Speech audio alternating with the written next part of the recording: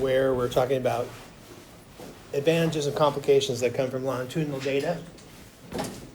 And this was just the first part, which one of the complications is if you have correlated data, because you have repeated measures on subjects, and you're using that to, for instance, estimate an average or estimate a regression coefficients, that if you don't account for the correlation in some way, even if not in the estimation procedure, when you get your standard errors in the inference procedure, you'll get biased confidence intervals. That's one of the biggest impacts of ignoring repeated measures. And as we go forward, we'll learn methods to deal with that. So it'll account for the fact that correlated data affects the standard error, and to calculate the standard error based on some estimate of the correlation among observations on the same subject. When we get to things like generalized estimated equations or GE or mixed models. So that's the complicated part. There's obvious advantages to longitudinal data, which have to relate to, even though it's not a causal evidence course, generally that's what we're going for. Even if we're doing regression, typically we're looking at associations, and if they were strictly non-causal and we knew that, we probably wouldn't be as interested in them, typically, unless we're doing pure prediction. So causal, this gives you, several advantages that are pretty intuitive when you're trying to make assessments about cause and effect of some maybe time-varying exposure or treatment and a time-varying outcome.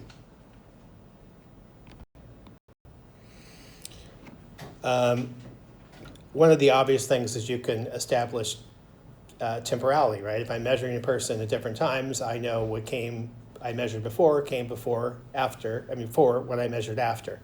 So you're able to enter things in the regression that have this cause and effect. Maybe the outcome at one time given exposure the previous time, this kind of thing. So it allows you to do it. You can see with cross-sectional data that could be difficult if impossible. They give a good example, or I have a good example here, which is if physical activity and heart health, I may measure that at the same time, and maybe I see what I expect, that people with more exercise have better heart health, but I have no idea what came first. It could be they're doing less exercise because they have poor heart health, or it could be they have good heart health because they've had a history of exercise and other things like that. You could say it's for diet or any of these things. So when you just measure things simultaneously, you don't have cause and effect necessarily in order. It could be that I have the wrong thing as the dependent variable and the predictor variable. And of course, that's a disadvantage, and that's one thing you get automatically from longitudinal data is you can see what comes first because you have this temporal ordering.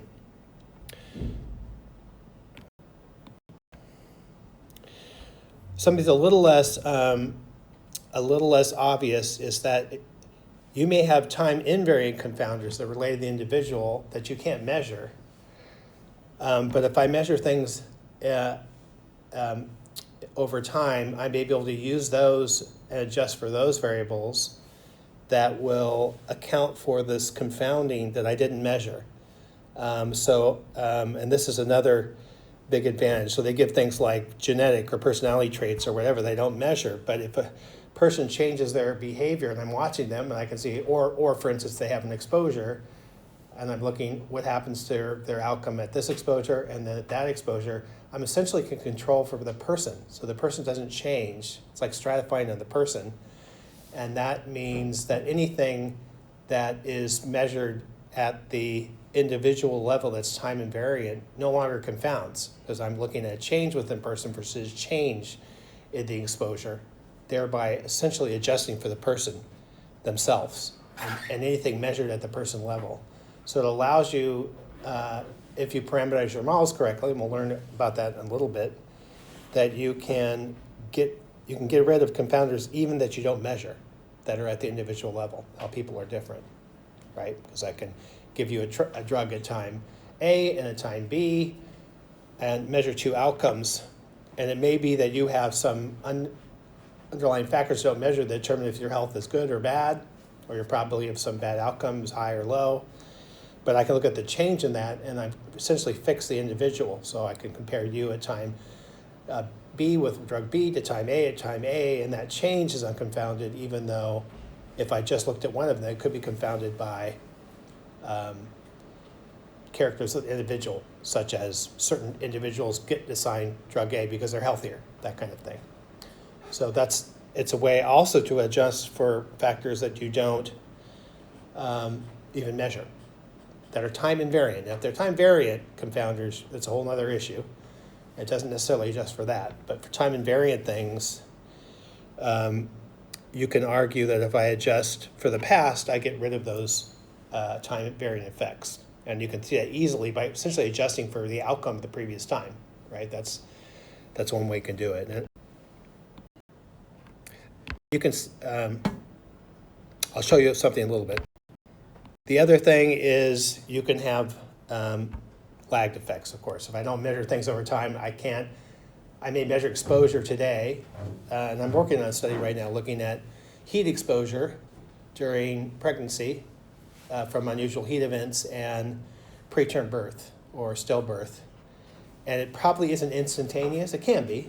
Certainly, it's not implausible that the effects could be instantaneous, but it probably accumulates over the pregnancy, the increased risk if you're exposed to repeated heat events. So longitudinal data allows me to, look at the whole past as a exposure variable, and particularly if these things are lagged, like maybe the effect of some exposure doesn't really have an effect for a month or so. If I measure it that way, and we've talked about that a little bit with viral load data, I may want the viral load the previous time, look at the CD4 count the next time, because that effect isn't instantaneous. So it allows you to lag variables. Again, you have to do this with the data processing. When you get your data, you have to create variables which are like the exposures at some past point, given that line up with the current outcome. And we've talked about how to do that as well, and we'll do more of that. So it also allows lag effects, which of course you can't get with cross-sectional data because you measure everything once. Now you can in theory get it by making pseudo-longitudinal data, which is asking about the past for a subject, but of course that has its own biases. It's better to have questions that ask what happens right now because you get more accurate answers, of course. So it doesn't preclude it that I measure somebody at once and I can't sort of construct a pseudo-longitudinal data, but classic, strictly cross-sectional data where you ask about characteristics of the individual that are happening today and the outcome, you don't have this option. And the other thing about lags, and when we get to time series and do a little time series, you can empirically look at lagged effects, like what lag gives me the greatest association. So big time series is a lot about I have the outcome pattern, I have the exposure pattern. How do I have to lag the exposure pattern so I get the maximum association with the outcome? And there's ways of looking at that, autocorrelation plots and things like that, or cross-correlation plots.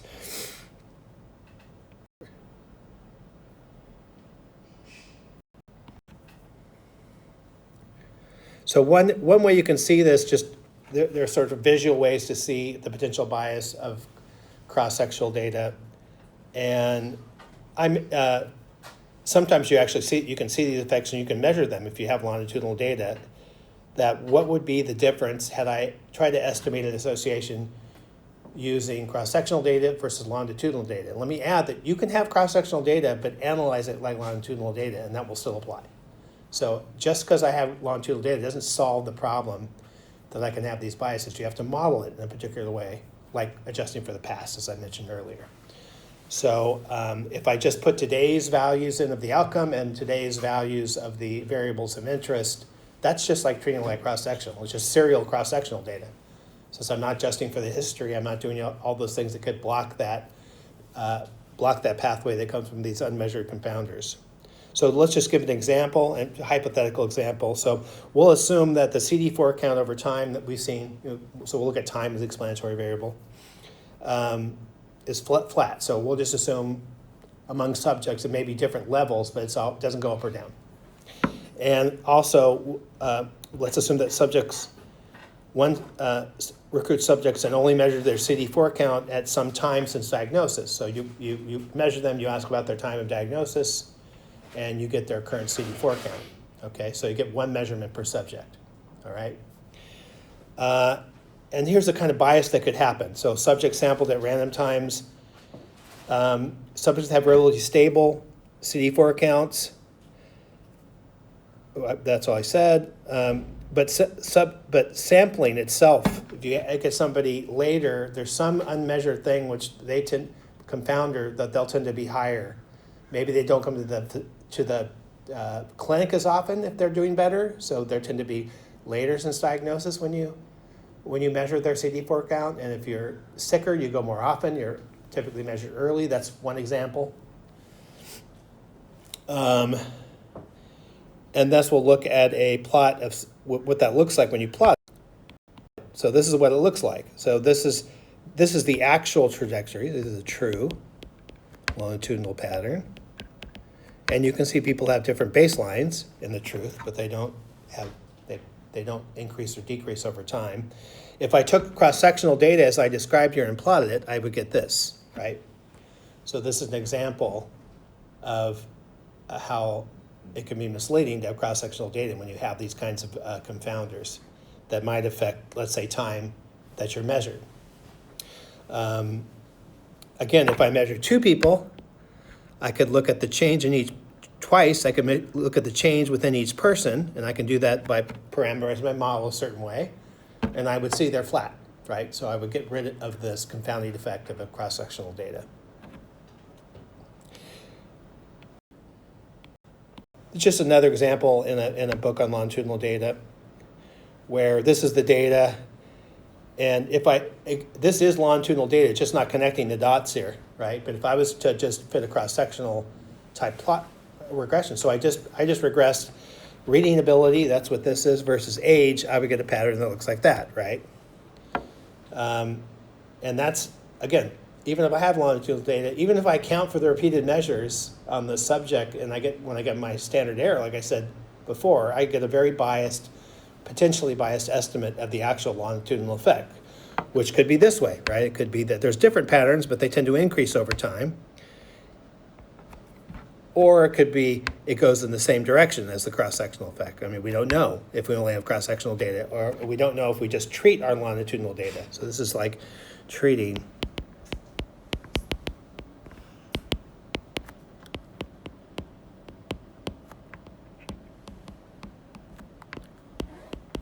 like cross-sectional data.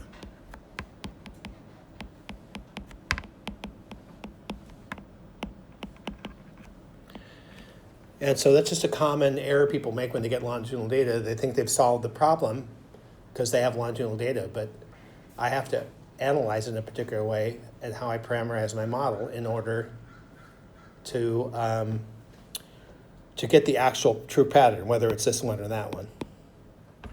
And it's not necessarily the same as the cross-sectional effect. For instance, this right here, that would be the cross-sectional coefficient, because it shows you how the y changes as I'm changing the age at which I start by a single unit. So here's one way to do it. Let's assume the true model looks something like this. So and you can see I'm essentially adjusting for the past when I do this. There's one way to adjust for the past. So there's nothing magical about this model. It just gives you get this nice separation interpretation of the coefficients if it's the true model. And it accounts for, let's say, the confounding that you're worried about that you weren't able to measure on the subject, their characteristics. So you can see I make the model a function both of the first measurement, xi1 is the first measurement of that. In this case, it would be age, if we looked at the previous. And I also look at the current one. So I say, if I look at that, I essentially adjust for the first measurement. So it's back to that first plot. It's like adjusting for the previous measurement. I get rid of this confounding effect. You can show that in this model, that will represent the BL in this model here. And again, you can put this here or you don't have to. You can just put xij or you can put xij minus 1. It doesn't affect the estimate of this. It only affects the estimate of that. And usually that thing is a nuisance. It's confounded. It's really the confounder coefficient.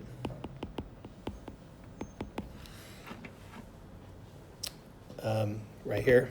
And BL is typically the thing you're interested in. How does the outcome change as I change my exposure, right? In this case, change being from time 1 is how I'm parameterizing it, but you could do it differently. So if I just do this thing, if I say, okay, what is the mean of y at the first time? That means both of these are xij1. That's also, so if I look at the mean of yij, given xij, xi1 is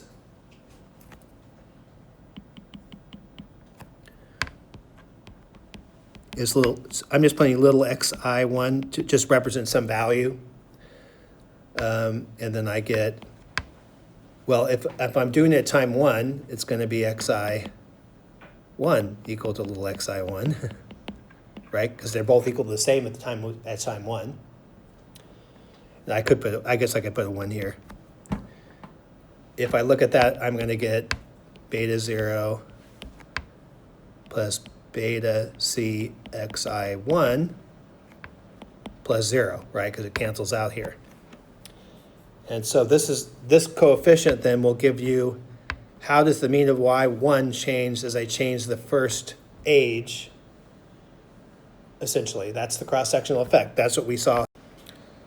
Well, this one gives you, I get BLJ by keeping xi1 fixed, whatever, right? I'm not changing the person, so I keep their original value fixed.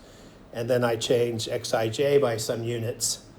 And I'll end up with BL on the other side, time whatever change I'm looking at. So you get basically, that would be the longitudinal effect, because now I'm getting the effect of changing the mean of y when I keep their baseline value fixed, but I change their exposure, their age change, essentially. And this is usually the one you care about. That represents the longitudinal effect.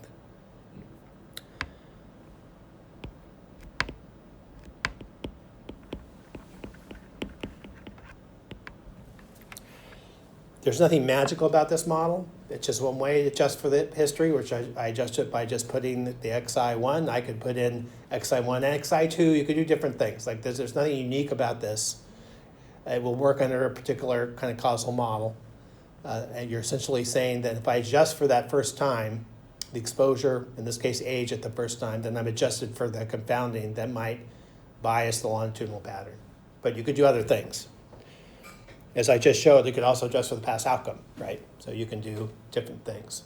I mean, if you adjust for the past outcome, it means you can't use the first measurement because there's no previous value, right? So that's one. This doesn't have that disadvantage because you can still use that first measurement to get an estimate of beta C. So you don't have to eliminate the first measurement. But again, maybe a better confounder would be the first outcome that you measure in a subject. That's the kind of thing you can do. Go back. I think this is a very... So basically, if you only have cross-sectional data, this is what you estimate in this model. You can only estimate that, and it only equals the effective interest if they're equal. So you don't know that if you have longitudinal data. So it's kind of you can maybe argue that there's no inherent confounding. Maybe you're able to randomize in some way the xij over time so you don't have that issue. But in typical observational studies, that will be hard to argue a priori. I will mention when we get to discussing time varying confounders and we're interested, that's fine, we can handle that if we're interested in the immediate effect of an exposure on the outcome. So xij versus yij. When we have time-dependent confounders and we're not interested in just one time, but like the cumulative effect, let's say cumulative air pollution exposure over time, which changes, of course, with time, that becomes much harder because we have this issue called time-dependent confounding. There's and that basically prevents you from using standard regression approaches anymore. They don't work because you're all going to have this issue that a time-dependent confounder is both a confounder for future exposure, but it's on the pathway of past exposure. So one rule tells you adjust for it, and the other rule tells you don't adjust for it. So simple adjustment will create, basically, give you something that's not really interpretable from a causal standpoint.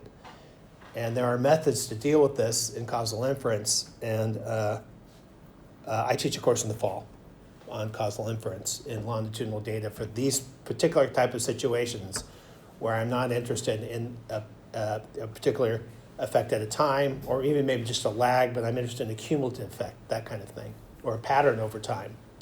And then that requires more complicated kind of methods to be able to salvage something that has some causal interpretation. So that course is called PH 252E, longitudinal causal inference. We'll come back to that at the end of the course if we have time, just to give you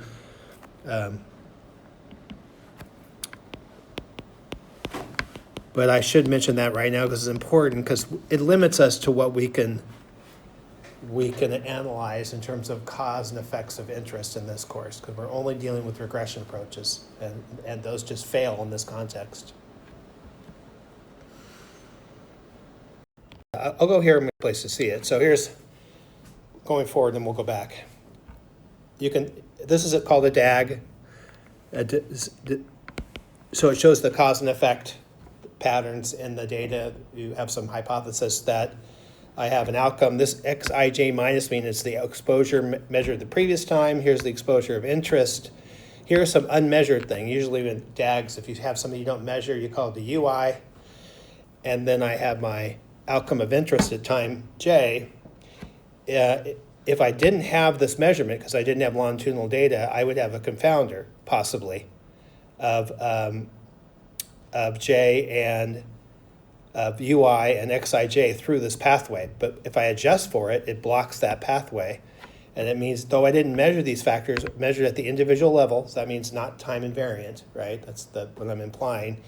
That in this particular model, adjusting for past exposure, I get rid of the confounding effect of this thing I didn't measure, which just doesn't change over time. It could be genetics, could be characteristics of the individual that are stable. I mean, likewise, you can adjust for past outcomes and have the same effect in this particular model.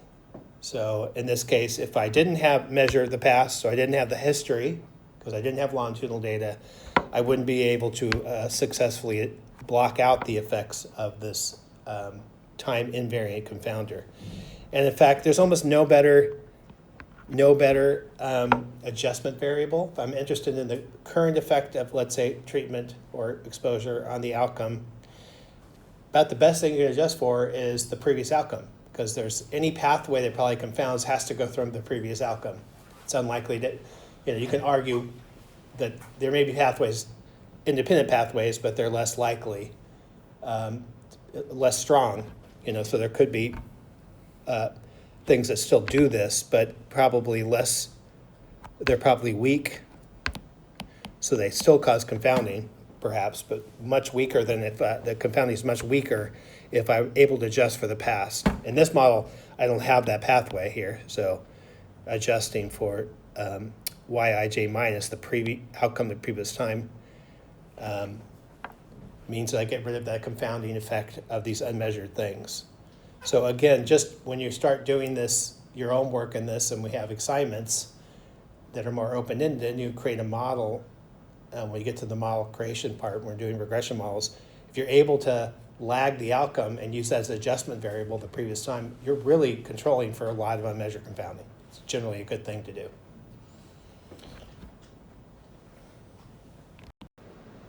Okay, went over that. Yeah. And here's the more general one. So I have some history. Like I could just make a composite of the previous exposures and the previous outcomes if I want to, right? And move that along as an adjustment variable. So you don't have to just choose one of them. You can choose several of them. That's a model selection kind of problem. And longitudinal data obviously gives you some ability to do that, where at each time point I can create a composite confounder. Everything up to the previous time point, I can, just the variables themselves or some summary of them, whatever it happens to be. This is the most general. Most general, not generally.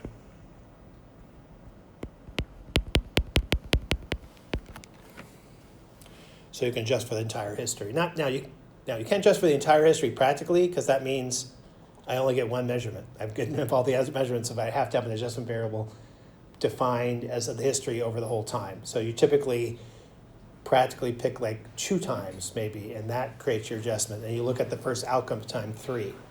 You're forced to do things like that.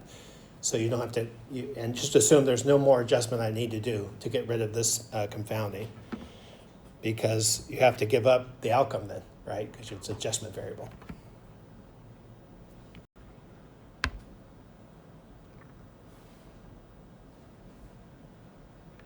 So if I have data, let's say I'll just have a ID, a YIJ, and an XIJ, and also a J time period. So I have 1, 1, 1, 1, 1, let's say, and then I have these measures. I'll put 0, 0, 1, 1, 0, and 2, 4, 2, 3, 1, and then 1, 2, 3, 4, 5. So let's say I want to make my adjustment variable Xij minus 1 and Xij minus 2. Let's say I'm not judging for Y, right? Well, the first outcome, the first J for which I have these 2 confounders is until this one, right? If I'm going to make a model, so I can only use the data from here on, because I can't define Xij minus 1 and just J minus 2 here, because I'm missing Xij minus 2, right? I don't have a time 0. And of course here I also can't use it because I only have one time. So I make that variable when I'm a regression, which is like E, Yij, given, let's say Xij, Xij minus 1, Xij minus 2, I have to start at time 3. They're just undefined, right? Yeah. So that's all it is. It's just the fact that you can't define things unless you get a little history. Your predictors in the model could be confounders unless you go a certain level down. And if I said, well, I'm going to take the first 4 times and adjust for them, well, I only get the last time. And that's why that practical issue goes, well, I want more power. I don't want to just have one observation per person then where I use all the paths just to adjust. So maybe you think, if I just adjust for the first 2 times, I've got enough. Okay. So like imagine that you'd only have like 2 arrows. Yeah, exactly. Past 2 into the- Exactly. That's tricky. So you could write a formal DAG to justify it as well.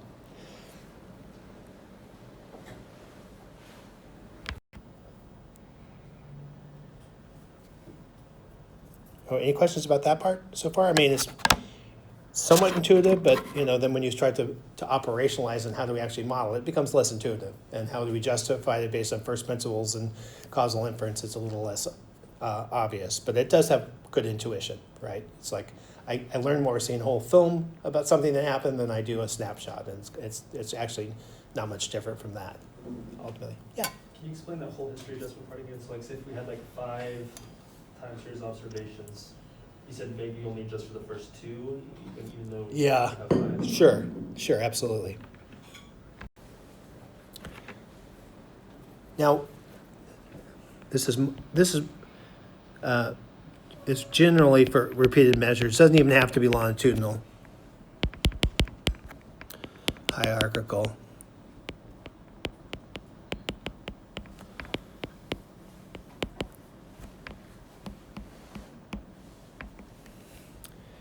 And what hierarchical means is that measurements in one unit are nested in the unit above or nested in the unit above. So again, it could be things like time within subject within family, right?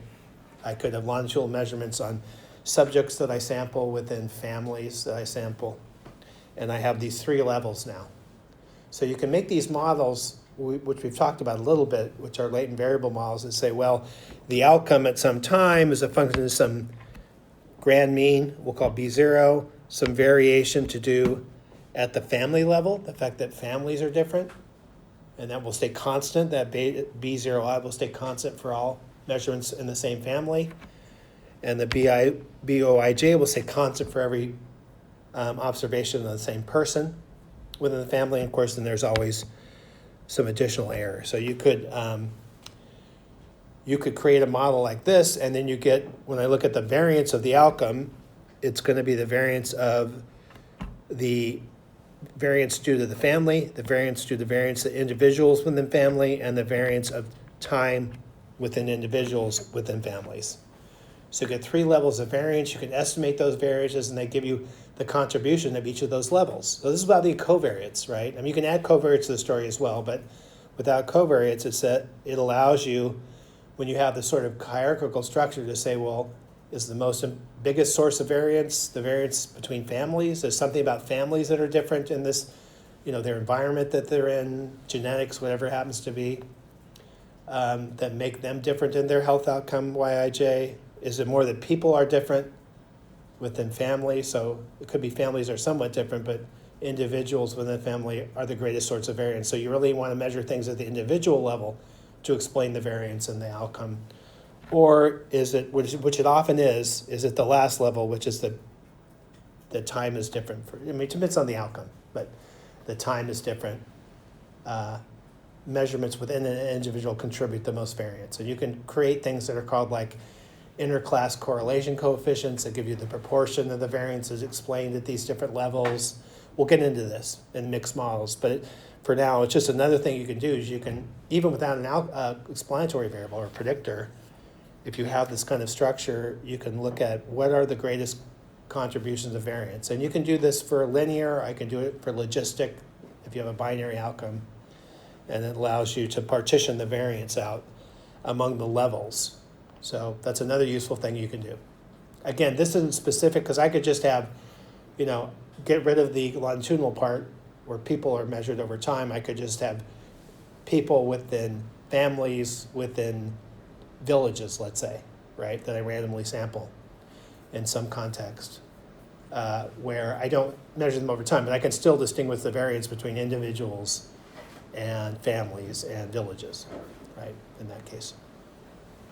So it's not particularly the longitudinal data, it's just that we often give this kind of hierarchical structure, and we'll give examples where we have this as the course goes along.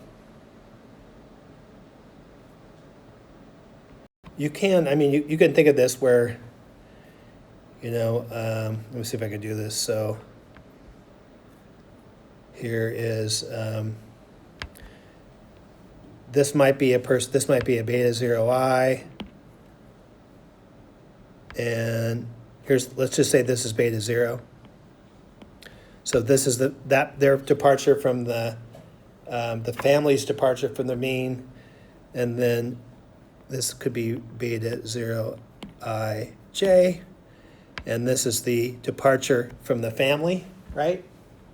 And then of course you could have just one measurement here. This is the EIJK, which is that difference between the same individual over time. And you can, of course, do this different level. This will have different levels here. EIJK prime, different measurements. So that's the way to think about it. This gives you, for an individual, their distance between the mean and their mean at a family level. This becomes the difference between that individual. No, I should actually let me. This becomes here the difference between that individual and their family mean, and then these become the difference between that individual's mean and the individual measurements. So that's what the model assumes. And typically, to get these estimates, you'll assume something like these things are normally distributed with mean 0, and you have to, in order to get identification, in order to be able to use maximum likelihood to estimate these variances, and we'll see that in mixed models. So, it's estimated.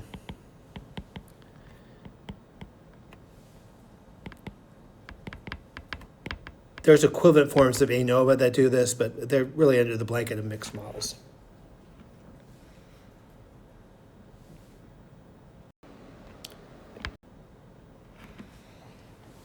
The last one's also very straightforward. So if I want a measurement that I think the good way context is, let's say I believe there is some characteristic of an individual that's stable over time, but the measurement itself can be labile, like blood pressure. If there's a characteristic blood pressure for somebody, if I just measure them randomly once, I'm going to have probably lots of error due to the error in the machine and the fact that they may have just had a cup of coffee. But if I measure them again and again and again and again, I take the average, I get rid of that variation that occurs over time for the individual. I get a better estimate of their specific mean blood pressure, let's say. And so it's a power argument that you just get a better estimate of things that are noisy if I measure it more times. It's as simple as that. You can show it formally as I've done here. So here's my simple model. Again, I have a mean. I have a departure, random departure at the individual level. That's a latent variable. And then I have the error term, which is the difference between the individual and their individual measurements. And if I look at the variance of this, I get this. That taking more measurements over time in an individual doesn't get rid of their variance, because they're only measuring one person at that time. But the more I take of this, which is, this is the number of repeats,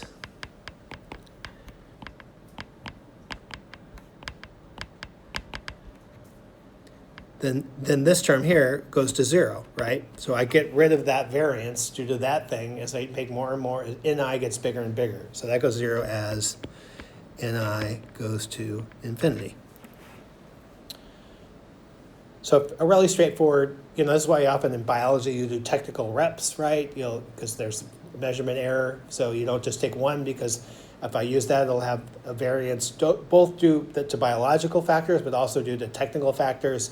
But the more technical repeats I get and average that, the less variance due to technical factors I have, and I'm starting to see the biological differences. So you'll often see this will be standard protocol for things in biology and other things where and of course, oftentimes when you get your blood pressure taken, they'll take several measurements if they get a reading that seems off, right? I mean, that can cause it by itself if you only take a different one, if you get a higher measure. But if you take them 3 or 4, you get and average them, you'll get a better characteristic measure of an individual.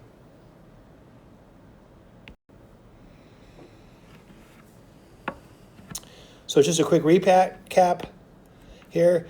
Ignoring correlation when you're of repeated measures on the same individual that come from longitudinal data. Sometimes, in fact, for estimation, it doesn't cause any bias to ignore that. So I can still get just average of all measurements, and I may get a perfect good estimate of the mean. But for inference, that is the standard error will be biased if correlation not incorporated into its calculation.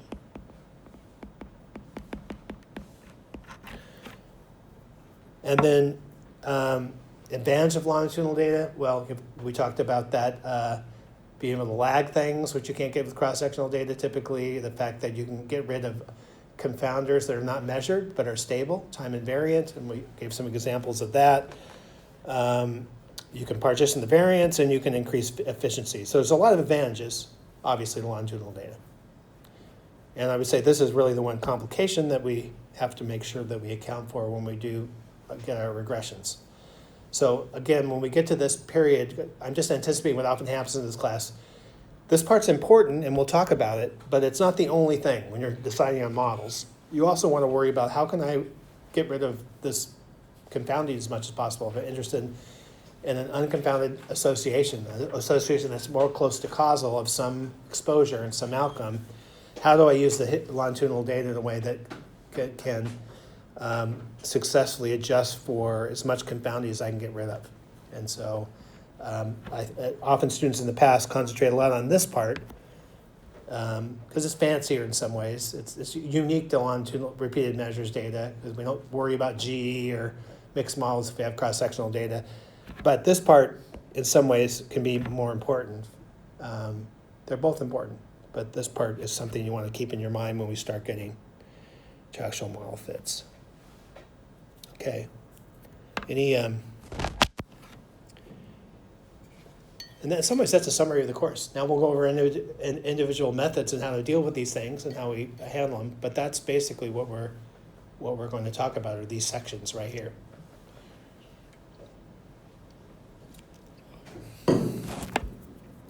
So we'll talk about How do we model correlation? Do we assume a very strict model? All observations are equally correlated on the same subject, or do we have more fancy models, or can we even assume nothing about the correlation structure? And then we'll get into robust inference, and that's what that's about. Do we want it to be, do we only care about adjusting the standard errors, or do we want to incorporate this kind of notion of variance of individual levels in our model itself? And we'll talk about mixed models, where we make it very explicit how the correlation comes in. In other words, it won't be a post hoc thing we worry about when we estimate our coefficients. It'll be something we build into our model. That's where we get to mixed models. And then we'll talk about a few other topics that are related after. Okay.